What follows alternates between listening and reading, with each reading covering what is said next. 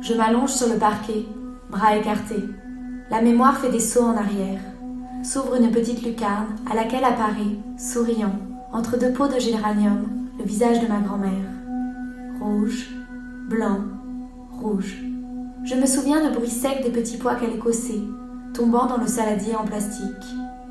Vert, vert, vert, vert.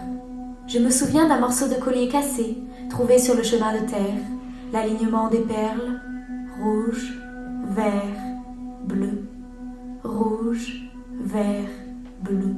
Ces trois couleurs, leurs vibrations, et la robe que je portais, rose brodée autour du col.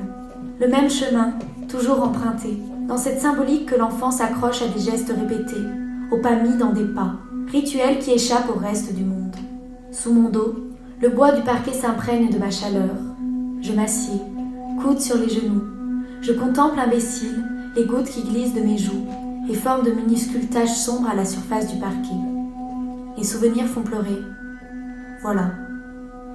Dans le dessin apparu entre mes pieds, je cherche une indication, un signe qui explique avant de s'évaporer dans la pièce. Il déteste que je ne sache pas pourquoi. Il faudrait savoir pourquoi. En observant bien, je distinguerai peut-être une forme dissimulée là, trouver l'objet caché dans le paysage, le feuillage d'un arbre ou les tuiles d'un toit, comme dans ce jeu qu'il y avait dans le journal du dimanche.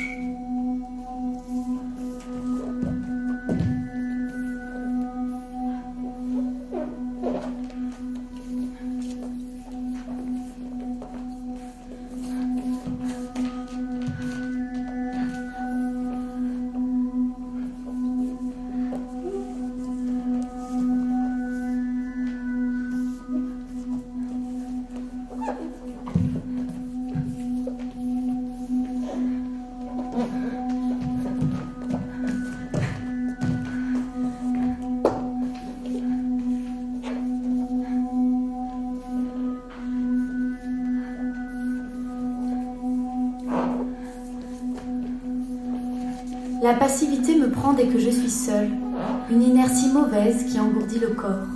On s'inquiéterait de me voir assise là, les pensées par association, tournant et tournant. C'est que parfois l'idée d'action perd de son sens.